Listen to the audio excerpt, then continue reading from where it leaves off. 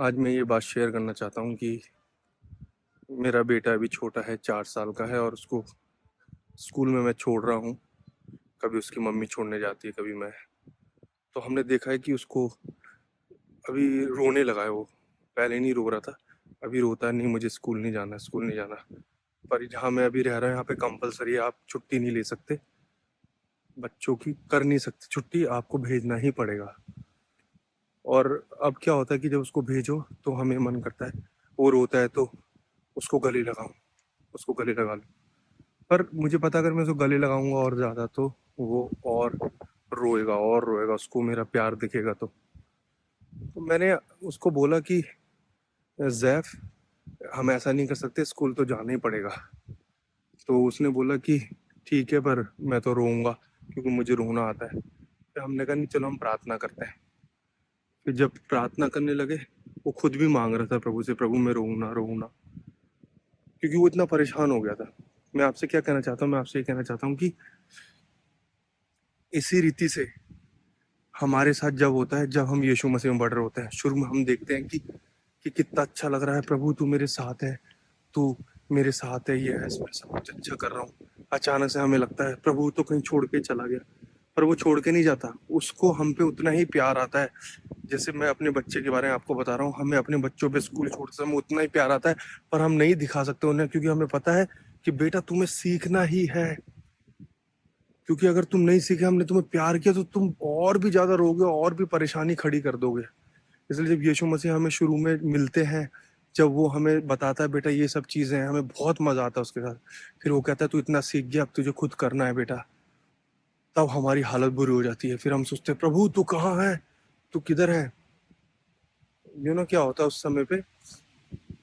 समय पे यीशु मसीह कहीं नहीं जाते। पर उसका बहुत मन करता है कि मैं इनको अपने गले लगा लूं, प्यार कर लूं, मेरा बेटा मेरी बेटी रो रहे हैं। पर वो नहीं करता है मजबूरी में, क्योंकि उसको पता है कि ये लोग ट्रेन नहीं हो पाएंगे।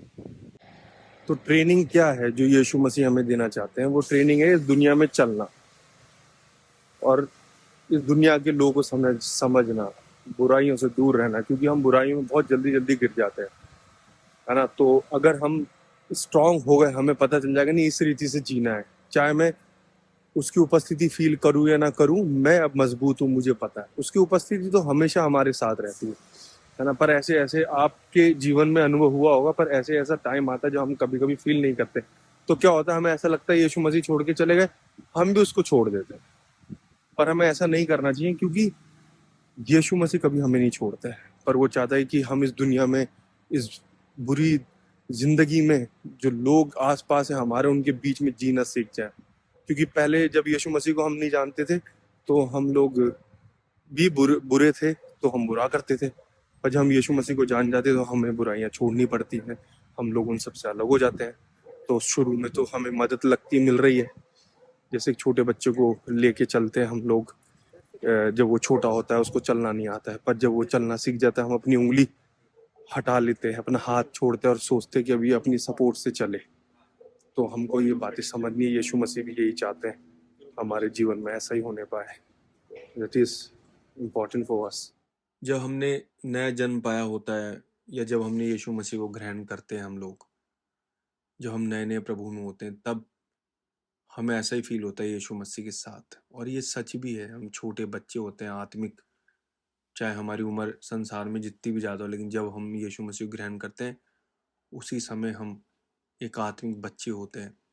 और उस समय प्रभु हमें लेके चलता है अपने साथ, और हमें ऐसा लगता है शायद शायद हम लोग ऐसे ही चलते रहेंगे। पर जैसे एक बच्चा क्लास में जाता है, फर्स्ट सेकंड थर्ड फोर्थ, तो उसकी पढ़ाई बदलती जाती है और उसकी मेच्योरिटी बढ़ती जाती है, परिपक्वता उसकी बढ़ती जाती है।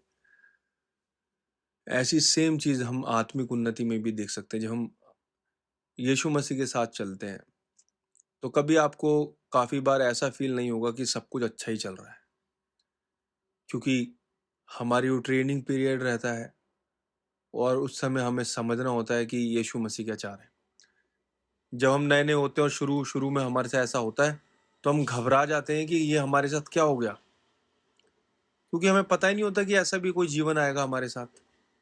पर फिर हम देखते हैं कि ये तो होता ही रहता है मेरे साथ। काफ़ी बार हम लोग इस ट्रेनिंग से निकलते हैं और ये प्रभु चाहता है कि हम इसमें मजबूत बन जाएं, ताकि जब कभी हम पर कोई तकलीफ आए तब हम एकदम घबराए ना, डरे ना, बल्कि हमें पता हो, चाहे मैं यीशु को फील भी नहीं कर रहा हूँ ऐसी परिस्थिति में, तब भी वो मेरे साथ है, वो मुझे कभी नहीं छोड़ेगा, वो मुझे कभी नहीं त्यागेगा। जैसे वचन बोलता है, ना तो मैं तुझे कभी छोड़ूंगा और ना कभी त्यागूंगा। ये वचन क्यों लिखा है? क्योंकि प्रभु जानता था कि ऐसी परिस्थिति इनके बीच में आएगी, और वो परिस्थितियां हमें गिराने के लिए, नाश करने के लिए नहीं आती हैं।